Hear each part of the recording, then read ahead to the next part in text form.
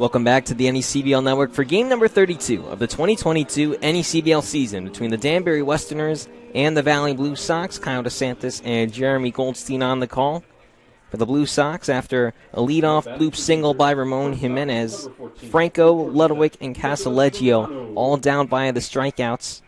Zach Grace has retired 6 Blue Sox all via the strikeouts. It seems that so far he had his Wheaties this morning and he's just been throwing gas. And that makes the defensive side of the ball so important for the Blue Sox. You really can't let Danbury explode in an inning. You got to keep it, if not scoreless, very close, maybe a 1-2 run ball game, as the offense tries to work Grace out of the game. It's going to be 6, 7, and 8. Nick Romano, Mike Bacchetti, and Joey Scarrett.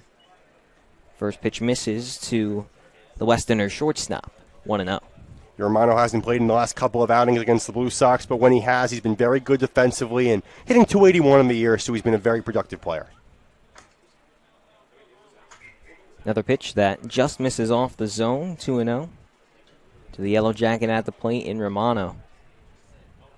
Again, had the night off on Tuesday, went 0 for 3 with a walk in the loss to the Winnipesaukee Muskrats. The pitch finds the black from Damon Wesley, 2-1.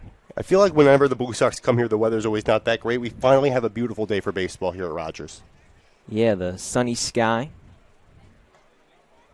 That pitch flutters upstairs, 3-1. Yeah, after seeing contact on the first 2 pitches he threw the game in play, we've seen Wesley get into a lot of 3-ball counts, allowing these hitters to get comfortable and seeing pitches they want to hit.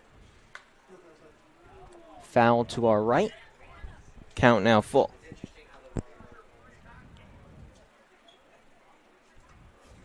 Again, looking at Wesley's pitch count, already in the high 20s.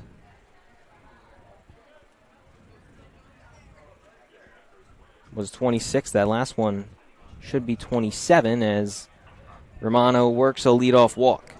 Yeah, and this is the Danbury we saw a week ago on Tuesday.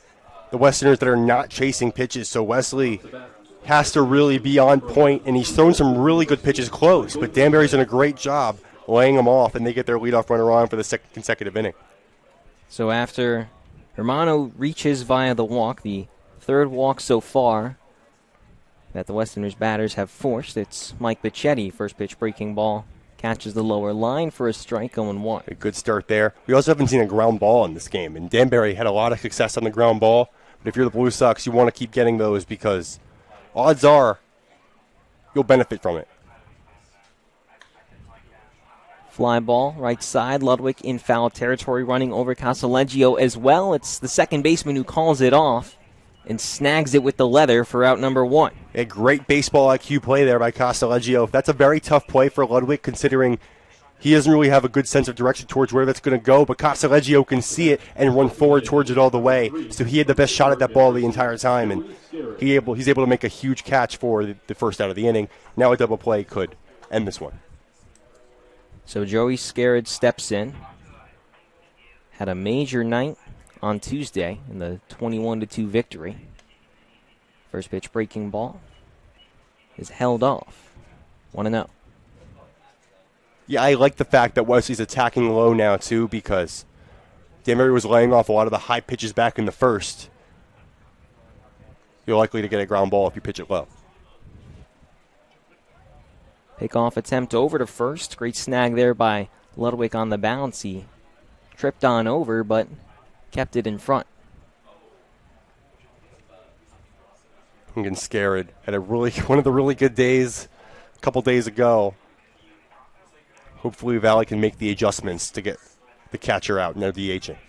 Upstairs and a run down as Romano has to go back to first. He got about halfway down the line.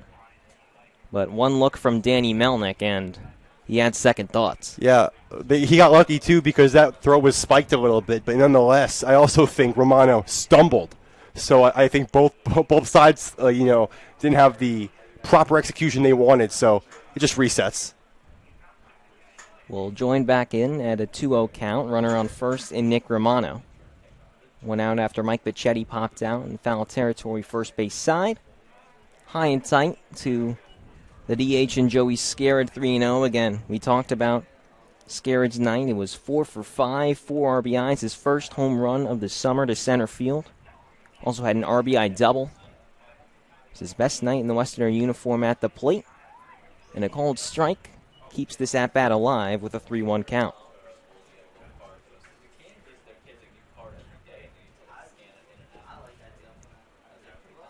Romano still at first. Wesley on the bump. The 3-1. Fouled back over the netting into the parking lot behind home plate. Another good pitch to make the count full. Let's see if Wesley can execute here. Avoid walking his fourth batter of this game and get a huge second out. Again, Stone and Thomas walked in the first. Romano walked to lead off the second. Again, all of these walks happening in the bottom half as Danbury is hosting Valley. The payoff. The fourth walk of the day for the Westerners as Scarrett gets his free trot on to first. Up to bat, right fielder, number 45, from the University of Dayton, Henry Stromecki. So Henry Stromecki steps in, who appeared in the game on Tuesday as a pitcher. He's an outfielder. That was his first time on the mound all season, and he gets plunked with a pitch to load the bases.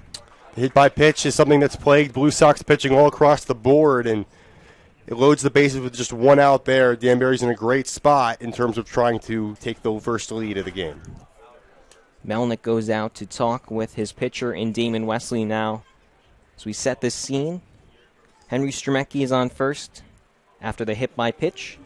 Scarrett, who walked, moved to second, and Romano moved to third.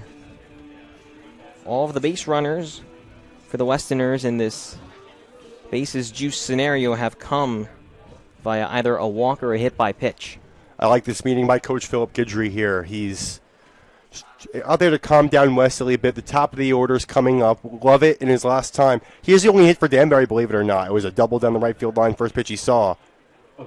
Trying to go over approach, because if you can get Lovett here and maybe not allow a run, then you're in a good spot to not allow a run throughout the inning. But you got to be the most dominant you've been so far if you want to achieve that feat. Again, Lovett has the lone hit for the Westerners, a laser double to lead off the bottom of the first. That was to right field, eventually thrown out at third, trying to steal.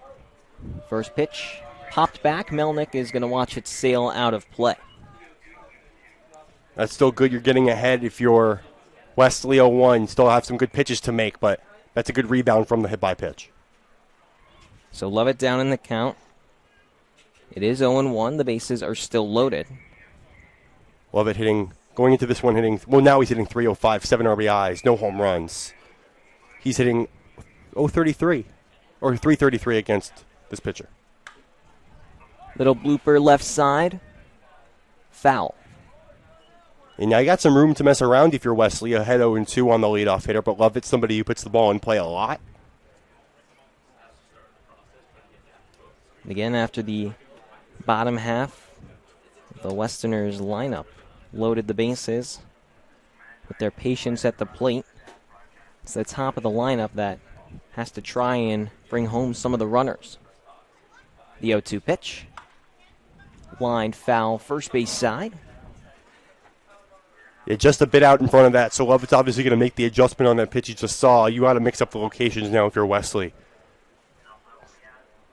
Yeah, Lovett hasn't been shy when it comes to trying to get the lumber on Wesley's stuff. 3 straight fouls, now pitch number 4 of the AB on the way. The righty pitches. Called strike 3 on the outer black. Huge pitch for the first strikeout. Could not have come at a better time. Now you take the sac fly out of play. Just need to get Mongelli out here and get out of another jam. The second out, the Jet Lovett punch out. Caught looking on the outside, breaking ball from Damon Wesley. Now Sam Mongelli steps in. The base is still loaded, but 2 outs on the board. Yeah, Mongelli's not a cakewalk. A very good hitter. Still got to lock in. First pitch called strike at the knees, 0-1. That is, I believe, 5 straight strikes if you include the foul balls. So Wesley's sort of finding it here. Still got some pitches to make, and he'll get out of another jam. This is looking better. It is indeed 5 straight strikes. That streak is broken with a breaking ball inside. Mongeli had one of the home runs Danbury hit on Tuesday and flew out in the first, but it was a long one. Guerrero was near the wall when he made the catch, so hit it well. 1-1. Liner in a right. Running on in is Jack Krause. He catches it. And the Westerners strand the bases juiced. No runs, no hits, no errors, but 3 runners left on base for the Danbury Westerners against the Valley Blue Sox. They've strained it 5 through 2 innings now. Through 2. 0-0. Danbury and Valley on the NECBL Network.